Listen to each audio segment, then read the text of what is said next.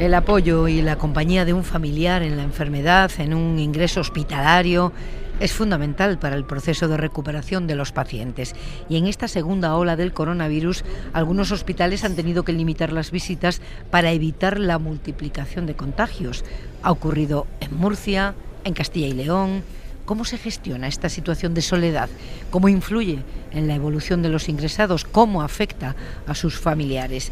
Este dolor y este desasosiego se multiplica si nos detenemos en lo que rodea a los enfermos de COVID.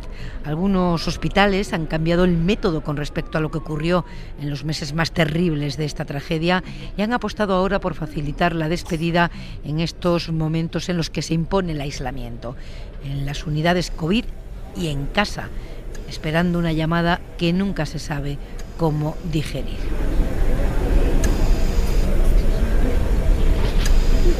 Entre ellos está el Hospital Regional de Málaga, que ha elaborado un protocolo de acompañamiento para pacientes COVID que se encuentran ya en situación irreversible. Saludamos ahora a Bárbara Torres, ella es subdirectora de calidad del Hospital Regional de Málaga. Es también médica de familia. Muy buenas noches. Hola, buenas noches, ¿qué tal? ¿Cuándo se planteó este protocolo y desde cuándo está en marcha? Pues bueno, en realidad es algo que venimos trabajando desde la primera ola, así como a finales de abril, ¿no? Desde la perspectiva de seguridad del paciente, un poco con la idea de minimizar los riesgos que como tú has dicho pueden existir de manera específica por el aislamiento estricto, ¿no? Al que están sometidos los enfermos con COVID-19 y sobre todo por el gran volumen de pacientes que teníamos en ese aislamiento, se vio esta necesidad, ¿no?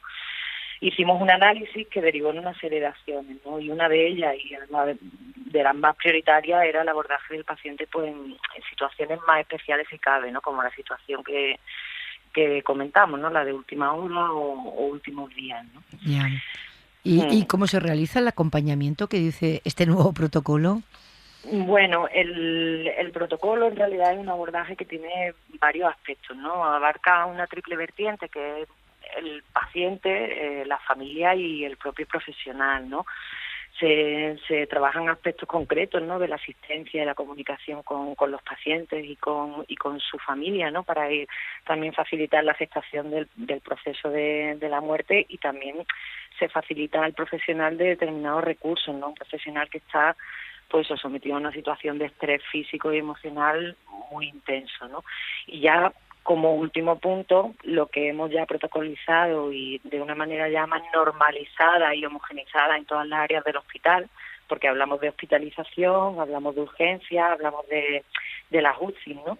Es un poco el acompañamiento por parte de dos familiares, de hasta dos familiares, de pacientes que se encuentran en estos momentos, ¿no? Es importante el tema de considerar que sean dos familiares, porque esto también ayuda al duelo posterior, ¿no? De los que se quedan aquí. Claro, que no se encuentre uno solo de repente, ¿no? Efectivamente, está demostrado que bueno, eso favorece también el duelo, ¿no? El proceso normalizado del duelo. Y bueno, eso. Ya, hay momentos en los que la medicina no puede curar con fármacos, ya no hay manera de llegar, pero desde luego sí con gestos, por lo menos para los que se quedan, ¿no? Y para el tránsito final de los que se van.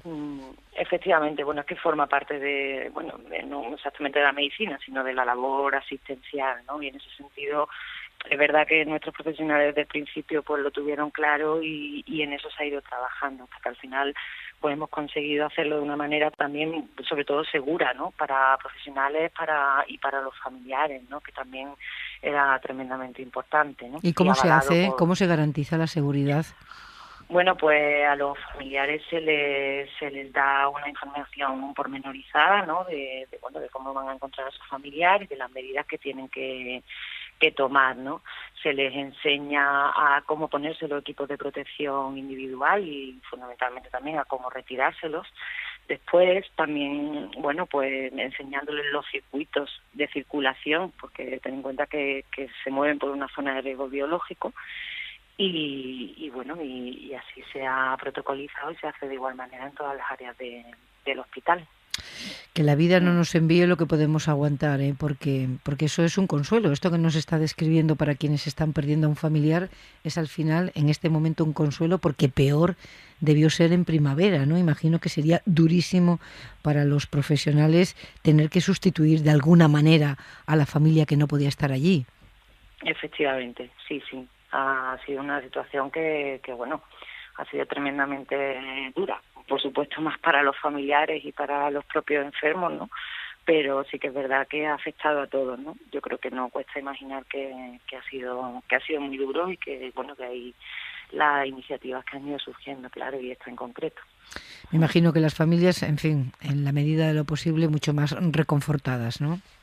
Por supuesto, eso, vamos, es que además está demostrado que es así, ¿no? Que esto favorece eso, que luego todo sea como más llevadero, ¿no? El duelo. Bárbara Torres, muchas gracias y buenas noches. Muy bien, muchísimas gracias a vosotros. Hasta luego. Algún día conoceremos todas las situaciones emocionantes que ha dejado la pandemia cuando los sanitarios se volcaron y se vuelcan con esas videollamadas y cualquier oportunidad tecnológica, ¿no?, para facilitar esa comunicación, no solo en los momentos más dramáticos, sino en los aislamientos de personas mayores en planta.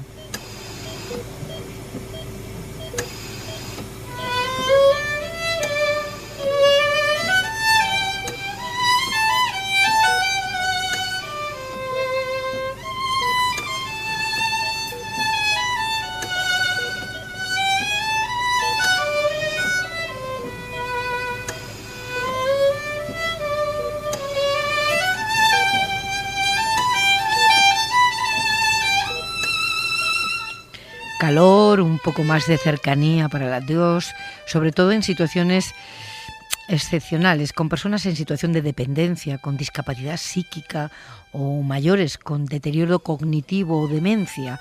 Son, sin duda, nuestros padres y nuestros abuelos los más castigados por este virus y requieren pues una atención específica. No lo decimos nosotros, lo dice la estadística. Teresa Rubio. La estadística de la primera y la segunda ola, porque en esto sí coinciden. El riesgo de enfermar de forma grave aumenta con la edad. Tienen más riesgo las personas de entre 60 y 70 años que las de 50 y el riesgo más alto lo tienen las personas de 85 años de edad o más. Está claro que si con alguien está siendo injusto el coronavirus es con los mayores y eso se ve claramente en los últimos cuadros publicados por la Red Nacional de Vigilancia Epidemiológica. Los mayores son los que menos se contagian, apenas un 6% del total. Son los que menos se están exponiendo al virus, pero si enferman, el 26% de ellos acaba ingresado en el hospital y casi el 10% fallece.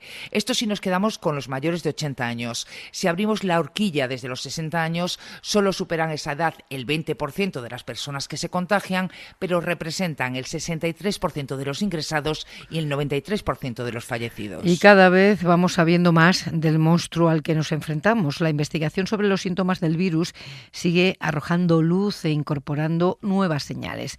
A la tos, la fiebre o la falta de aire, un nuevo estudio suma ahora la posibilidad de que las alucinaciones que sufren algunos pacientes puedan ser una señal de alarma, Teresa.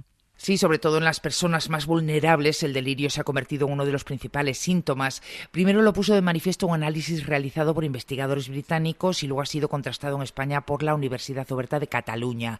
El delirio aparece, por tanto, como una posible señal de advertencia temprana de infección por COVID en los ancianos, incluso en ausencia de síntomas como tos o fiebre. Se trata de un estado de confusión en el que la persona se siente fuera de la realidad, como si estuviera soñando. Según el doctor Javier Correa, investigador de la Oberta de Cataluña, las posibles causas podrían ser la hipoxia o falta de oxígeno de las neuronas, la inflamación del tejido cerebral debido a la tormenta de citoquinas y el hecho de que el virus tenga capacidad para atravesar la barrera hematoencefálica e invada directamente el cerebro. Saludamos ahora a Lourdes Reixac, es geriatra y coordinadora de la Unidad de Cuidados Paliativos del Hospital Ramón y Cajal. Muy buenas noches. Muy buenas noches. Antes de nada, como pregunto a cada sanitario de un hospital que pasa por este programa, ¿cómo está el hospital, su hospital en este momento? Pues está un poquito mejor, gracias a Dios. En este momento las cosas están mejorando. Bueno, nos alegramos tantísimo. Seguimos hablando, Lourdes, de una situación de emergencia geriátrica, como nos decían en primavera. Hombre, siguen siendo una población de las más afectadas. Y ahora mismo se estaba comentando el tema del cuadro confusional y justo son los ancianos los que más lo sufren. No solamente con el coronavirus, con otras muchas enfermedades, los ancianos pueden manifestarse de esa manera. Y el aislamiento que impone esta enfermedad contribuye de forma muy considerable a que aparezca. ¿Y cómo se está tratando a estos pacientes que tienen esa confusión y que son mayores y que estamos con una enfermedad que impone estas limitaciones de proximidad física? Es realmente complicado, es una de nuestros grandes frustraciones, por decirlo de alguna forma, porque sabemos que una de las formas de intentar combatirlo es el centrarlos en la realidad, para lo que el acompañamiento es fundamental, y esa herramienta tan importante carecemos de ella. Entramos además en las habitaciones absolutamente disfrazados, con lo cual contribuimos más a la confusión. No son capaces de reconocer una cara, ni siquiera aunque sea la misma auxiliar que va todos los días, no son capaces de identificarla, porque es muy difícil, no nos reconocemos ni siquiera a veces entre nosotros mismos, ¿no? Y todo eso contribuye a esa confusión. Luego es francamente difícil luchar contra ella. Claro, no se reconoce una cara, no nos reconocemos nosotros efectivamente y pretendemos ayudar en ese momento a una persona que no sabe muy bien dónde está ni qué ha pasado en muchos casos, ¿no? Exactamente. Ya. Y que no tiene contacto con su familia, que es la que la anclava, imagino, al mundo real. Claro, nosotros intentamos siempre pues orientarles, ¿no? Sobre todo con caras conocidas, que es lo que más les ayuda, pues o con pues que tengan una orientación en el tiempo, pero también los tiempos así son mucho más largos, porque el tiempo que están solos en la habitación es muy importante, entonces eso contribuye a que estén más desconectados. Lourdes, cuando dices intentamos, ¿a quién te refieres? ¿Hay geriatras o psicólogos en estas unidades que ayuden a ese paciente a pasar por ese momento? Hay geriatras. Lo que pasa es que, por lo menos en mi hospital, las plantas COVID están formadas por equipos multiprofesionales. Entonces, en un equipo puede haber un geriatra, un internista, un médico de infecciosas, porque todo el hospital se ha puesto a trabajar en las unidades COVID. Entonces, no están repartidos pues como de normal en la planta de cardiología o la de gastroenterología, sino que hay médicos de distintas especialidades colaborando juntos en estas unidades. Pero sí hay geriatras en las unidades COVID. Aprovecho tu condición de geriatra para preguntarte por los que no están en el hospital, los que sean la pareja, el marido, la mujer que se ha quedado fuera del hospital y tiene ahí dentro a su compañero, a su compañera, sin apenas información, sin saber cómo está. ¿Qué puede hacer la familia para acompañar ese proceso? Realmente es muy duro. Tienen una información diaria que les vamos proporcionando, pero por teléfono, que nunca es lo mismo que en el cara a cara. Muchas veces ellos, los mayores, las nuevas tecnologías no las saben manejar bien, con lo cual tampoco es fácil a lo mejor la videoconferencia, que para personas más jóvenes pues puede ayudar. A veces este paciente de COVID además tenía un deterioro cognitivo previo, con lo cual también hace que toda esa tecnología sea más difícil. El apoyo del resto de la familia a esa persona, al cónyuge que está fuera, es fundamental, pero yo creo que el no saber lo que está pasando en la habitación del enfermo no lo suple nada, porque la información que llega por teléfono no es lo mismo que estar viendo el día a día la evolución de tu persona querida, ¿no? Es una persona que te cuenta lo que está viendo, pero no es que lo estés viendo tú. Ya, los datos de fallecidos en las residencias siguen siendo muy preocupantes. Hace unos días, en el balance que hacemos en la SER con información de nuestras emisoras, contábamos que las muertes en residencias se habían duplicado desde que empezó el mes de noviembre, que aumentaba otra vez la mortalidad, las infecciones, que no estamos haciendo bien, que está fallando. Bueno, a ver, yo, como os he dicho en mi presentación, yo llevo una unidad de cuidados paliativos, está un poquito desvinculada de las residencias, pero es que es muy difícil, es un medio en el que hay convivencia, en el que el personal que asiste a los ancianos entra y sale y tiene contactos en el exterior, por muy cuidadoso que se sea. Aunque se cierren, y en esta oleada, gracias a Dios, no se han cerrado como se cerraron al principio, porque bueno, pues sí que hay comentarios de ancianos que no saben si prefieren morirse del COVID que morirse de soledad. Se está permitiendo las visitas muy cuidadosamente, pero el parar absolutamente las visitas también es muy muy duro para el anciano que está dentro. Entonces, pues hay que tener ahí una medida intermedia entre el aislarles y el protegerles.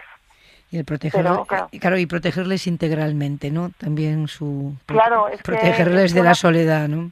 Claro, es que malo es el virus, pero mala es la soledad. Y más a esa edad, cuando estás ya en un medio, pues en el que, bueno, pues la visita del familiar era una cosa muy esperada, y bueno, pues ahora están muy restringidas. Lourdes Reixach, muchas gracias y buenas noches. Buenas noches. ¿Estás sola? Sí. Yo ya no puedo contenerme más. Necesito darte un beso. Me van a pillar, Esther. Uno rápido. ¿Estás segura? ¿Segura? ¿Segura? ¿Mm?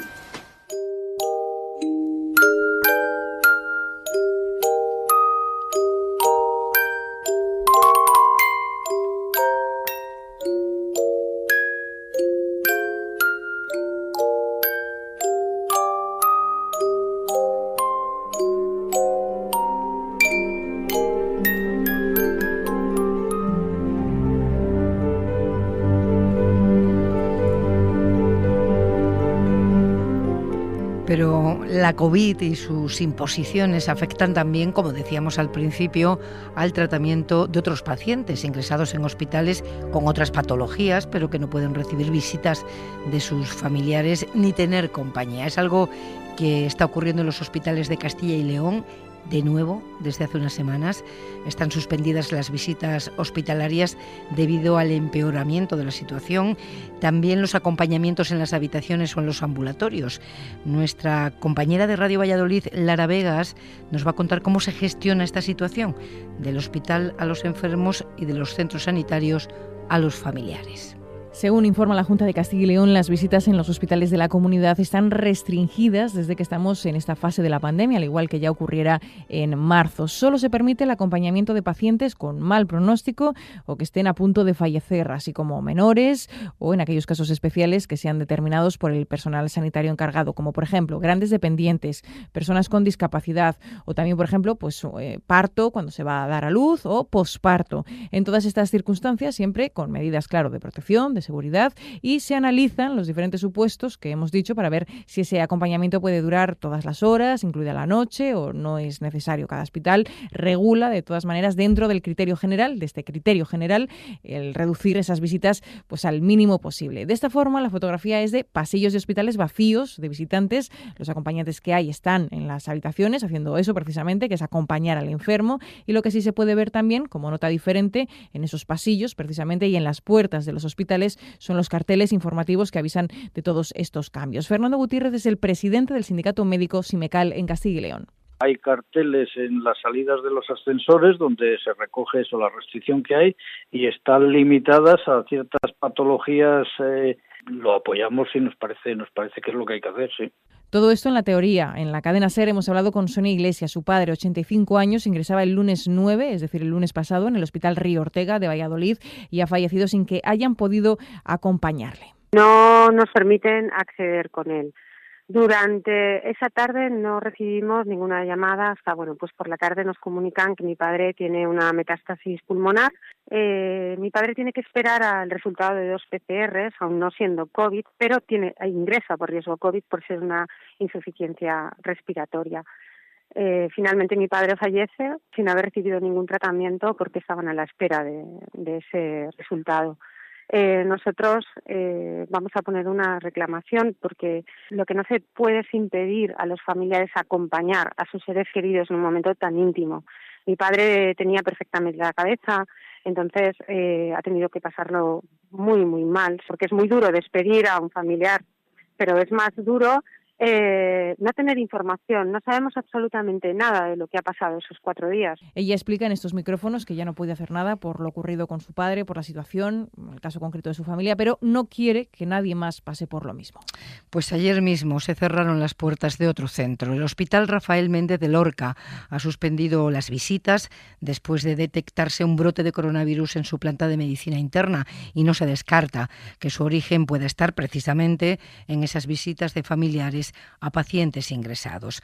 Radio Lorca, Lázaro Jiménez. El Hospital de Lorca lleva a estar en situación crítica entre agosto y septiembre, cuando la segunda ola golpeó de lleno el municipio y su comarca. Ahora, aunque la situación sigue siendo mala, es estable, según fuentes del centro hospitalario. Incluso se ha llegado a ampliar el área UCI para los enfermos COVID. Salud no da datos sobre este nuevo brote, más allá del número de 4 pacientes ingresados que han dado positivo, pero dan por controlado el episodio. Y se están tomando las medidas oportunas por parte de la gerencia y del servicio de medicina preventiva. Afortunadamente no es un brote masivo, es un brote de pocos casos. Este es Jaime Pérez, el portavoz del Comité COVID de la Consejería de Salud de Murcia, que sí ha detallado que se están haciendo pruebas PCR a enfermos y al personal de este área de medicina interna. Las visitas externas parece haber sido el origen del contagio, según la Consejería. Con este trabajo de nuestros compañeros en Radio Lorca cerramos esta carpeta del coronavirus.